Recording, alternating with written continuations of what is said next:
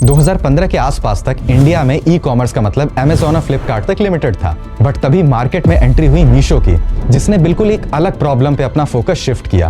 Meesho, which stands for मेरी shop, ने notice किया कि इंडिया में लाखों लोग ऐसे थे जो प्रोडक्ट बना सकते थे लेकिन ऑनलाइन बेच नहीं सकते थे।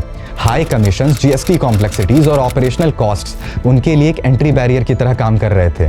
और बस इसी एक प्रॉब्लम को रिजॉल्व करने के लिए मीशो ने पूरे बिजनेस मॉडल को रीडिफाइन करने की कोशिश शुरू कर दी।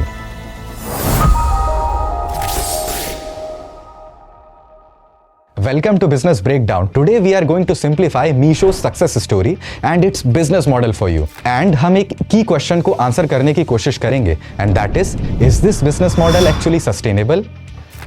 मीशो ने सेलर्स के लिए 0% कमीशन इंट्रोड्यूस किया, साथ ही नॉन जीएसटी सेलर्स को स्टेट के अंदर सेल करने का ऑप्शन दिया, जबकि जीएसटी रजिस्टर्ड सेलर्स पूरे इंडिया में सेल कर सकते हैं। अच्छा, इस एक डिसीजन ने ऑनलाइन सेलिंग को इंक्लूसिव बना दिया और इसी फाउंडेशन पर मीशो ने अपना अगला इनोवेशन बिल्ड किया, जो कि है रीसेलिंग का कॉन्सेप्ट। मतलब कि अगर आप खुद सेलर नहीं भी हो तब भी आप प्रोडक्ट प्रमोट एंड सेल कर सकते हो, अपना मार्जिन सेट कर सकते हो और ऑर्डर मीशो के थ्रू फुलफिल कराकर अर्न कर सकते हो। जैसे जैसे मीशो ग्रो करता गया, प्लेटफॉर्म की रीच भी बढ़ती गई एंड कुछ स्ट्रक्चरल इश्यूज क्लियरली दिखने लगे।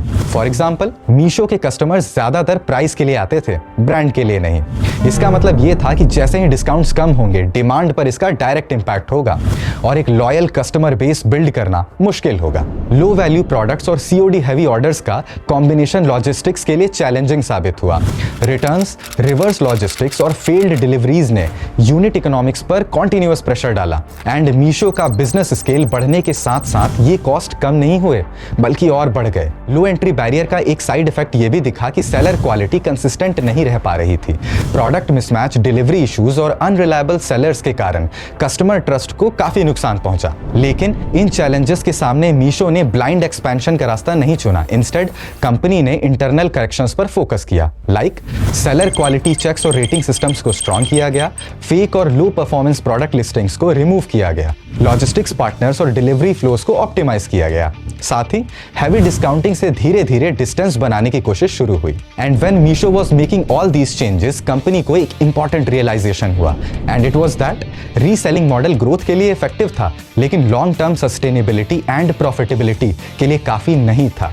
इसीलिए मीशो ने direct seller to customer transactions पे ज्यादा फोकस किया, रीसेलर्स को core of the business model के बजाय ग्रोथ चैनल की तरह ट्रीट किया, प्लेटफॉर्म को एक low cost value commerce marketplace के रूप में रीपोजिशन करने की कोशिश शुरू हुई। एंड ये शिफ्ट ग्रेजुअल था लेकिन जरूरी।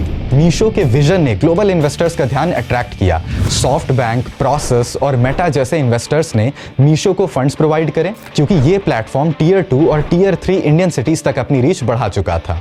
लेकिन फंडिंग के साथ साथ इन्वेस्टर्स की एक्सपेक्टेशन भी जुड़ी होती है और इसीलिए मीशो को अब सिर्फ ग्रो ही नहीं करना था बल्कि प्रॉफिटेबल भी बनना था। आज मीशो इंडिया के सबसे बड़े वैल्यू कॉमर्स प्लेटफॉर्म में से एक है। इस कंपनी ने मिलियंस ऑफ सेलर्स को डिजिटल इकोनॉमी से जोड़ा है, अफोर्डेबल शॉपिंग को मास लेवल पे पॉसिबल बनाया है। बट मीशो का असली टेस्ट अब शुरू होता है and this is what we need to know as business entrepreneurs कि क्या मीशो डिस्काउंट्स के बिना डिमांड को सस्टेन कर पाएगा, लॉजिस्टिक्स और रिटर्न्स को कंट्रोल में रख पाएगा, अफोर्डेबिलिटी के साथ ट्रस्ट भी बिल्ड कर पाएगा, कॉन्टिन्यूअसली प्रॉफिटेबल रह पाएगा। अगर ये बैलेंस अचीव हो गया तो मीशो सिर्फ एक सक्सेस स्टोरी नहीं बल्कि इंडिया के कॉमर्स इकोसिस्टम का एक स्ट्रॉन्ग पिलर बन सकता है। अगर आपको ये मीशो बिजनेस ब्रेकडाउन यूजफुल लगा हो तो इस वीडियो को लाइक और शेयर जरूर कीजिए and share your thoughts in the comment section. And ऐसे ही क्लियर प्रैक्टिकल बिजनेस एनालिसिस के लिए subscribe the channel entrepreneur India TV.